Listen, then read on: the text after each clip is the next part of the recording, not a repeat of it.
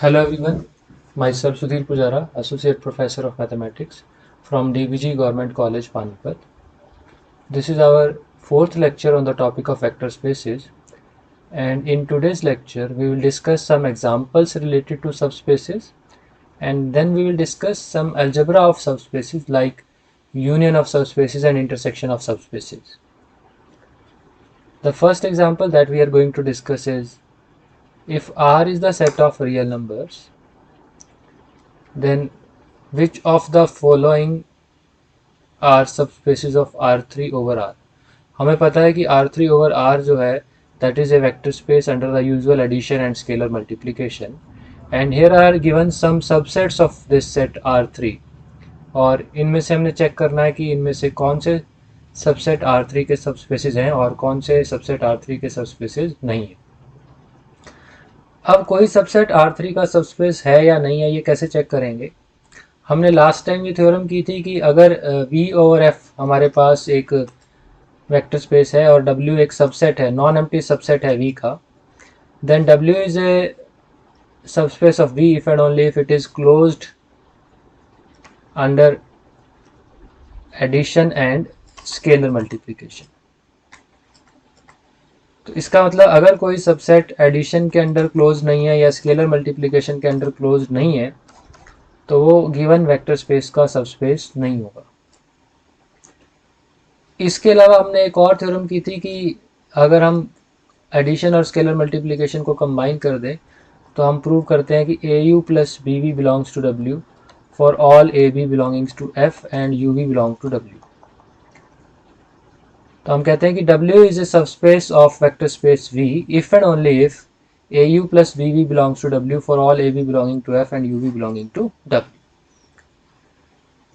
तो बस इन्हीं थ्योरम्स को यूज करके हम यहाँ पर देखेंगे कि कौन सा सबसेट R3 का सबस्पेस है और कौन सा सबसेट R3 का सबस्पेस नहीं है। तो सबसे पहले जो फर्स्ट केस है इसमें मैं इसको W1 मान लेता हूँ कि लेट W1 इज, इसके अंदर एलिमेंट इस टाइप के हैं x 2y 3z where x y z are real numbers.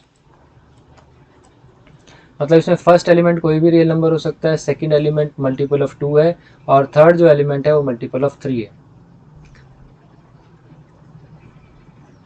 अब हम इसको प्रूव करने के लिए हम A और B कोई भी दो रियल नंबर ले लेते हैं और U और V कोई भी दो W1 के एलिमेंट ले लेते हैं। सो U को हम लिख सकते हैं x1 2y1 3z1 और V को हम लिख सकते हैं x2 2y2 3z2 where x1 y1 z1 x2 y2 z2 are all real numbers. Now let us consider AU plus BV.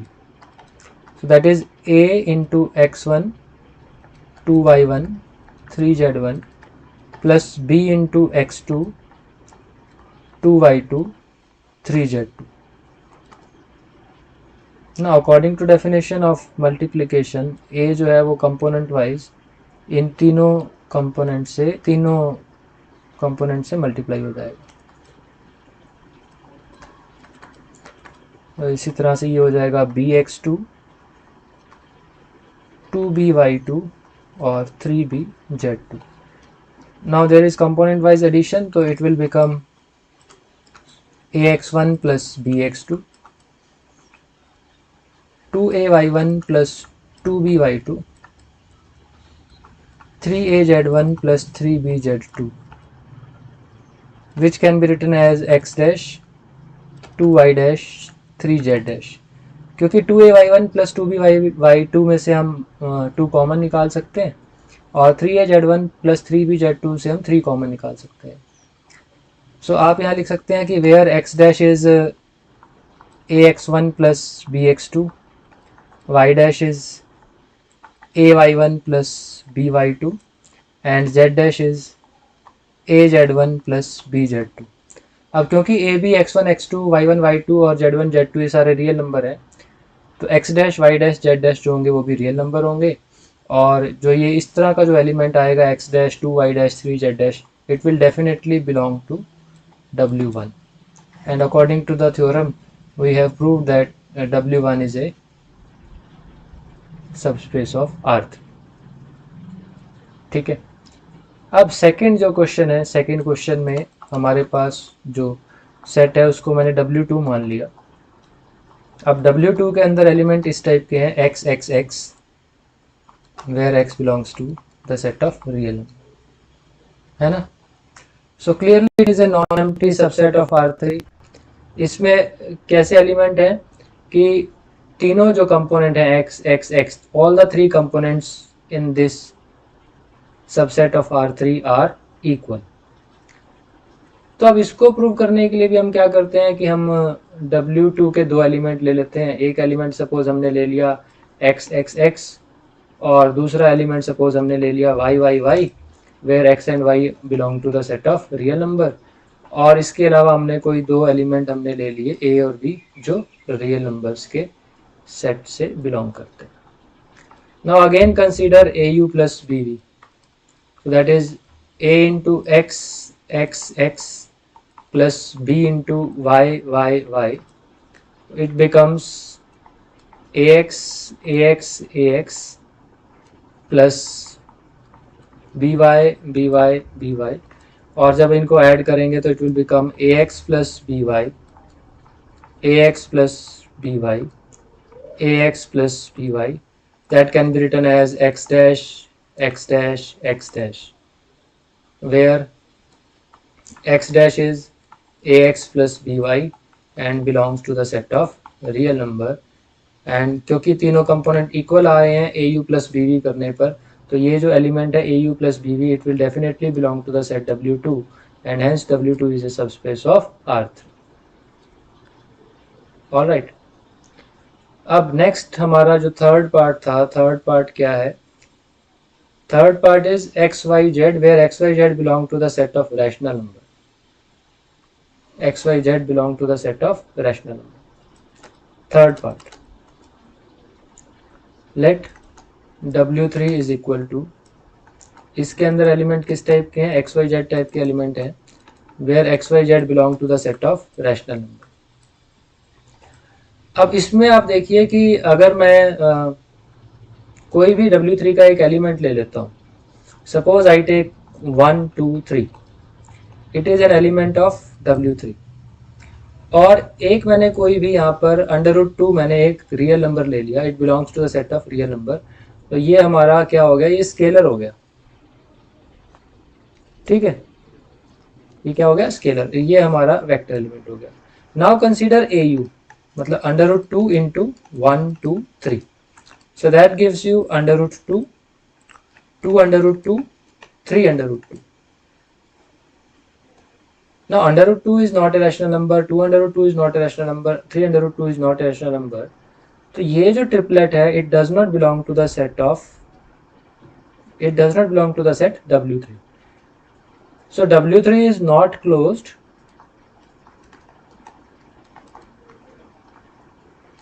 under scalar multiplication.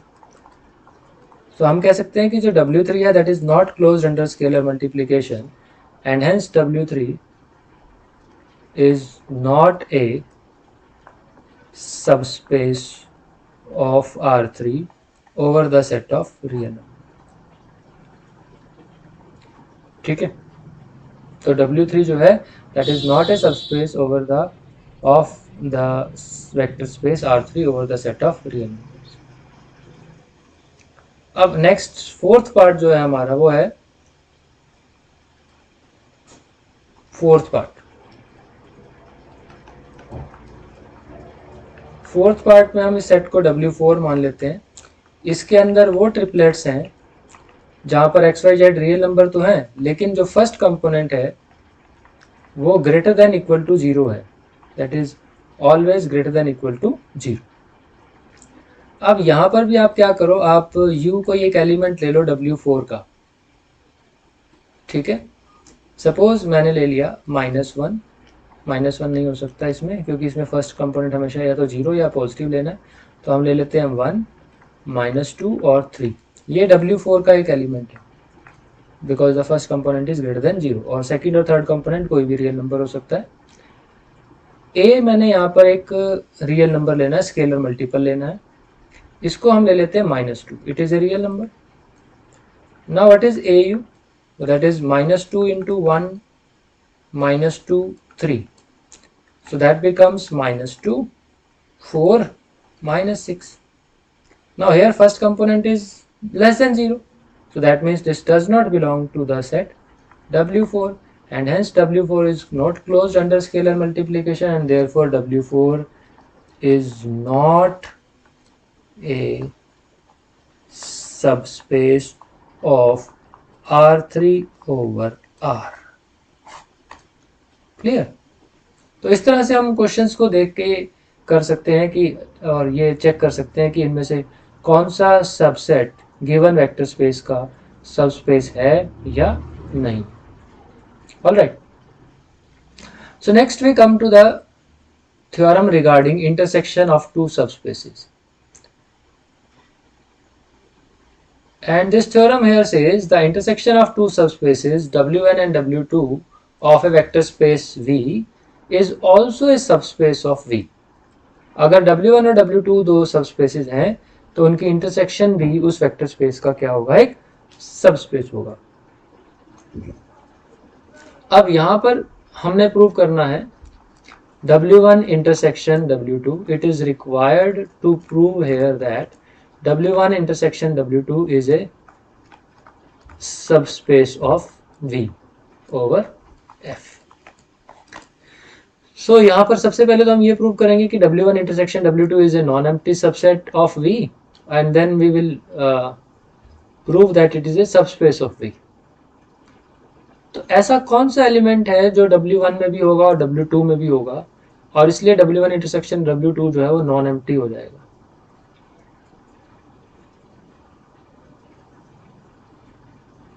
देखो W1 और W2 दोनों सबस्पेसेस हैं। सबस्पेसेस होने का मतलब वो अंडर एडिशन वो ग्रुप है। W1 भी अंडर एडिशन एक ग्रुप है, W2 भी अंडर एडिशन एक ग्रुप है।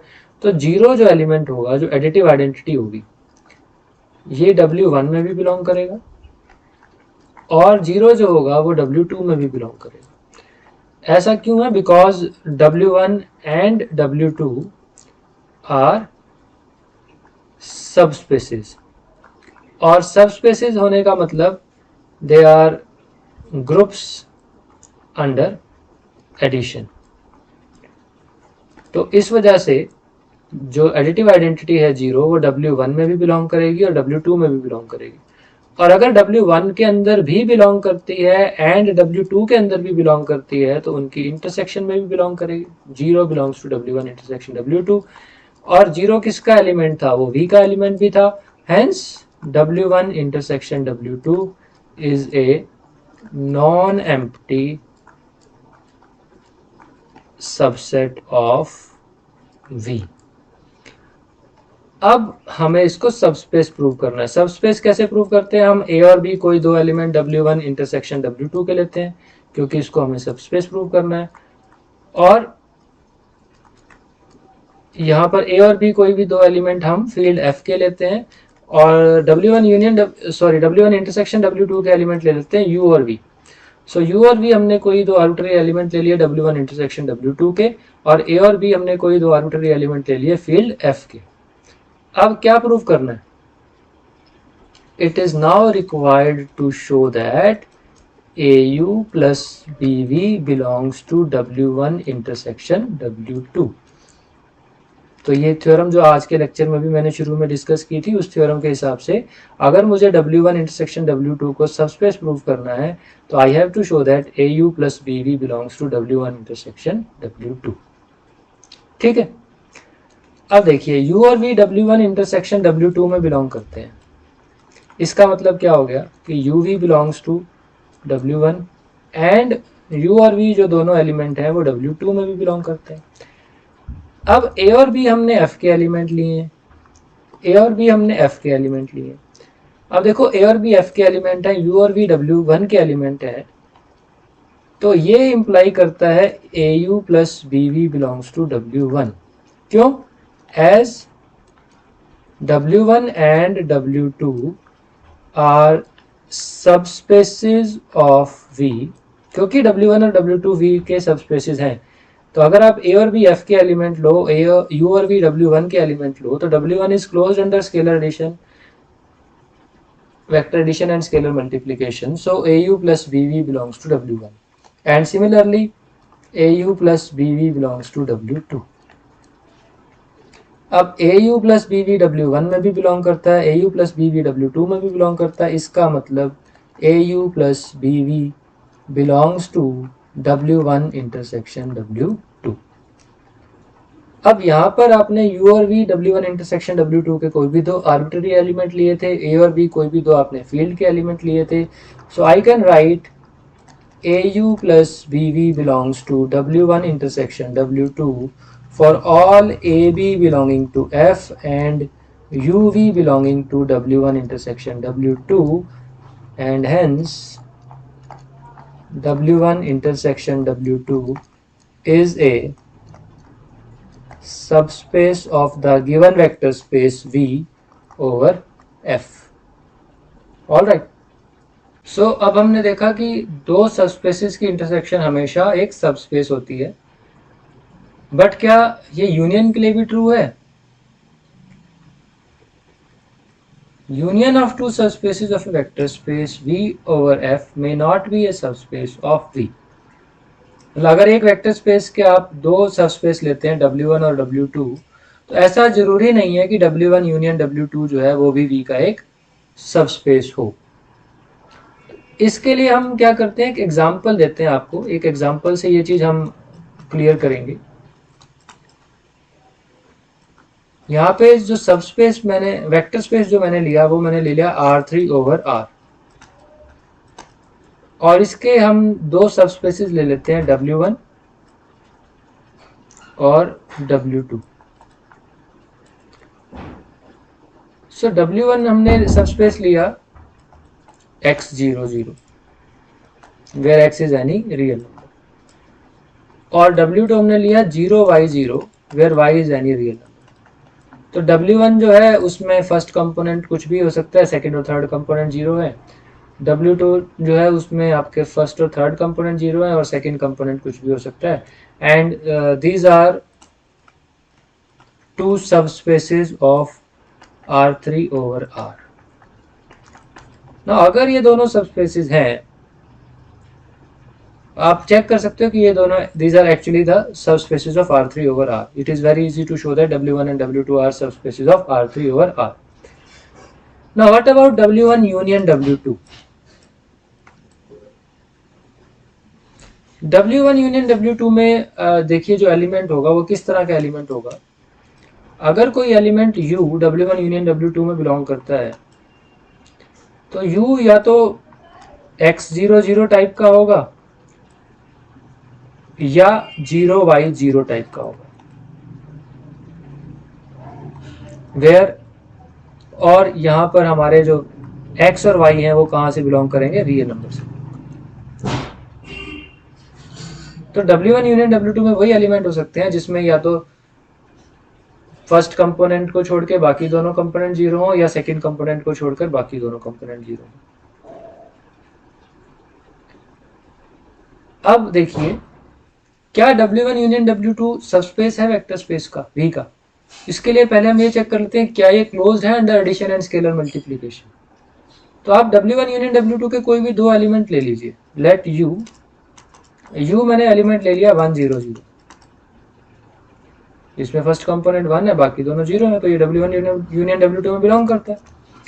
और V मैंने ले लिया 0 1 0, यहाँ पे आपका सेकंड कंपोनेंट 1 है और फर्स्ट और थर्ड कंपोनेंट दोनों 0 है, तो ये भी W1 यूनियन W2 में बिलोंग करता है। But now what about U plus V? U plus V is 1 0 0 plus 0 1 0, so that is equal to 1 1 0। अब इस एलिमेंट में फर्स्ट कंपोनेंट नॉन जीरो है, सेकंड कंपोनेंट नॉन जीरो है, सिर्फ थर्ड कंपोनेंट आपका 0 है। इस तरह का एलिमेंट W1 यूनियन W2 में बिलोंग नहीं कर सकता, क्योंकि W1 यूनियन W2 में सिर्फ वो एलिमेंट हैं जिनका एक कंपोनेंट नॉन जीरो हो सकता है, लेकिन बाकी दोनों कंपोनेंट जीरो होना जरूरी है। फर्स्ट कंपोनेंट या सेकंड कंपोनेंट दोनों में से कोई एक जीरो नॉन जीरो हो सकता है, लेकिन यहाँ पर फर्स्ट कंपोनेंट भी नॉन जीरो है, सेकंड कंपोनेंट भी नॉन जीरो है, तो U plus V does not belong to W1 union W2. It is clear here that W1 union W2 is not closed with respect to या under addition, and therefore W1 union W2 is not a subspace of given vector space, that is R3 over R. But students, union of two subspaces under some condition becomes a subspace of the given vector space. मतलब हमारे पास एक ऐसी condition है कि अगर वो condition satisfy होती है तो यूनियन ऑफ सबस्पेसेस भी एक सबस्पेस बन जाता है। और वो कंडीशन क्या है? The union of two subspaces of vector space is a subspace if and only if one of them is contained in the other. इसका मतलब हमारे पास सपोज अगर एक वेक्टर स्पेस है V और W1 और W2 उसके दो सबस्पेसेस हैं, so let W1 and W2 are two subspaces of vector space V. ये V वेक्टर स्पेस के दो सबस्पेसेस हैं। Then according to this theorem, W1 union W2 is a subspace of V if and only if either W1 is contained in W2 or W2 is contained in W1. ठीक है।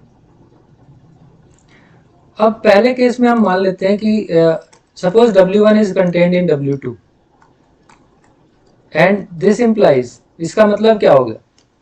अगर W1 is contained in W2, W1 पूरा का पूरा W2 के अंदर contained है, जैसे ये आपके पास वेक्टर स्पेस मान लीजिए V है और W1 जो है वो पूरे का पूरा W2 के अंदर कंटेन्ड है, ये हमारा W2 है और ये W1 है।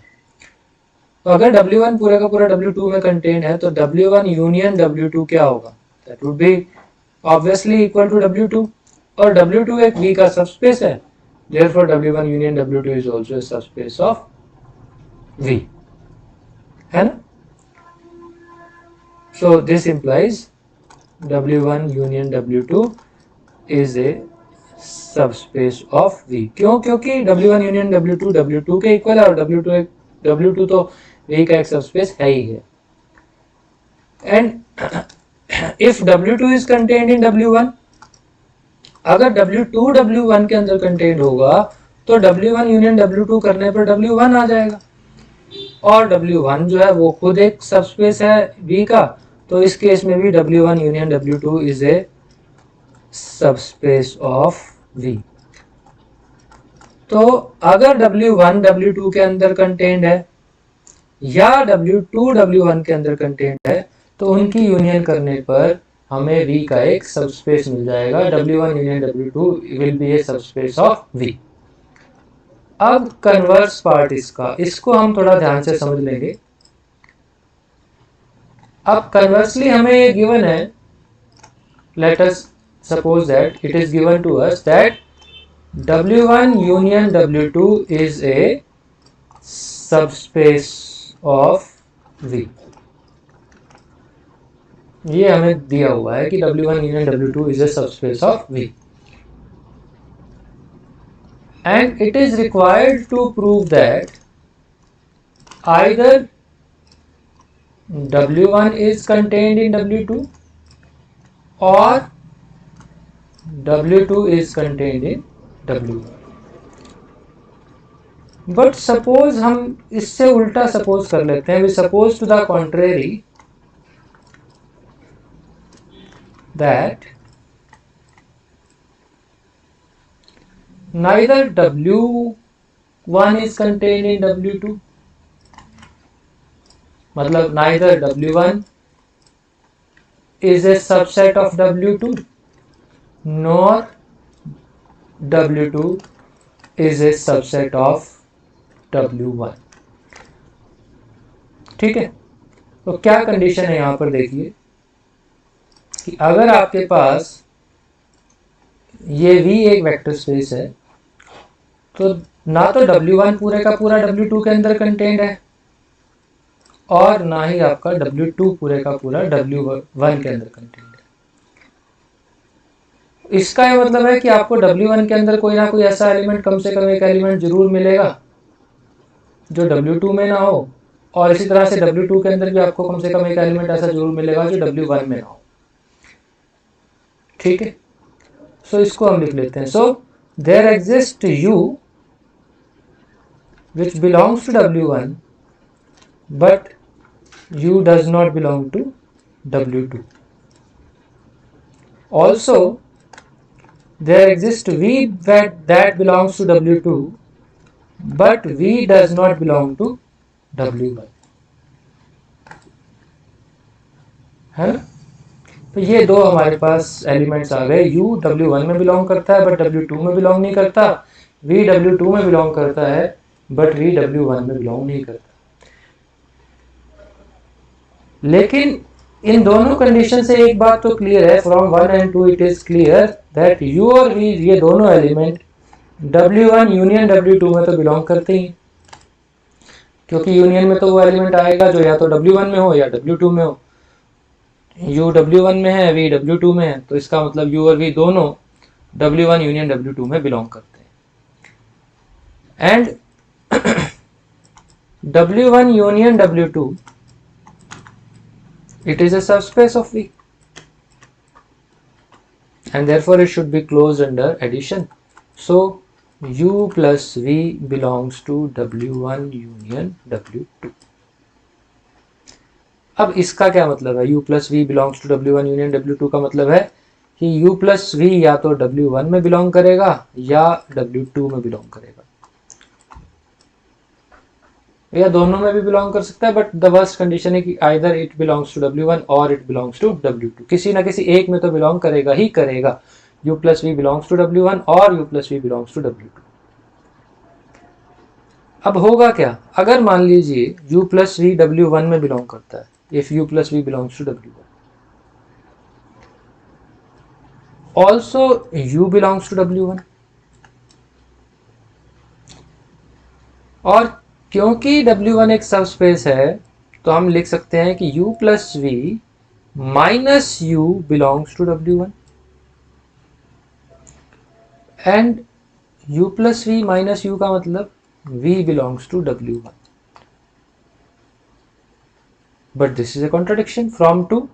यहां से हमने क्या लिया है? V एक ऐसा एलिमेंट लिया है जो W1 में बिलोंग ही नहीं करता, which is a contradiction।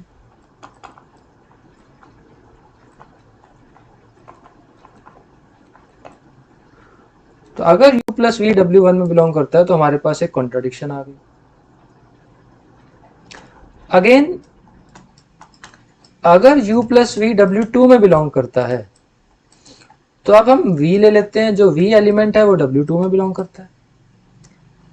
अब क्योंकि W2 एक सबस्पेस है तो U plus V minus V ये भी W2 में बिलोंग करेगा, और U plus V minus U का मतलब क्या है? U plus V minus V का मतलब है U belongs to W2 and from 1 it is also a contradiction, क्योंकि U हमने एक ऐसा एलिमेंट सपोज किया था जो W2 में बिलोंग नहीं करता।